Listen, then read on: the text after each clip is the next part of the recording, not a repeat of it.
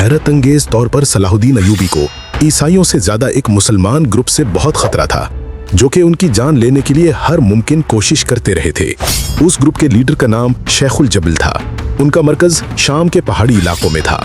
ये लोग हशाशीन कहलाते थे, जो अचानक हमला आवर होने, खुफिया मंसूबाबंदी और हुक्मरानों को कत्ल करने की वजह से बहुत मशहूर माने जाते थे। उनका खौफ ऐसा था कि बड़े बड़े बादशाह अपनी जान बचाने के लिए उनको खैराज दिया करते थे। सलाहुद्दीन अयूबी की मिस्र और शाम में बढ़ती हुई ताकत को देखते हुए हशाशीन ने सलाहुद्दीन को अपने लिए बहुत बड़ा खतरा समझा और फिर हलब के मुहासरे में एक रात को सलाहुद्दीन पर उन्होंने जानलेवा हमला किया। लेकिन अल्लाह की मदद आ गई और सलाहुद्दीन बच गए। फिर सलाहुद्दीन ने हशाशीन से बराह रास्त जंग करने का फैसला किया। सलाहुद्दीन ने अपनी फौज के साथ मिस्याफ किले की तरफ चढ़ाई की, लेकिन ये किला पहाड़ की चोटी पर था और जैसे ही सलाहुद्दीन इसकी तरफ बढ़े, सख्त मज़ाहिमत का सामना उन्हें करना पड़ा।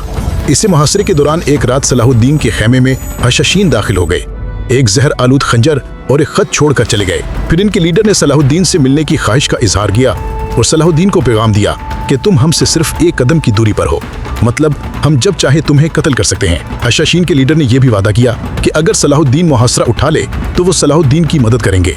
लेकिन सलाहुद्दीन अयूबी इनकी चालबाजियों को अच्छे से जानते थे और फिर सलाहुद्दीन अयूबी ने गार के अंदर इनके लीडर को कत्ल कर दिया। उसके बाद बहुत से हशाशीन मारे गए और कुछ गायब हो गए। इस तरह अपने दौर में सलाहुद्दीन ने इस खूनी ग्रुप का खात्मा कर दिया। हशाशीन के सबसे बड़े लीडर के बारे में अगर आप जानते हैं तो हमें कमेंट में जरूर बताइएगा।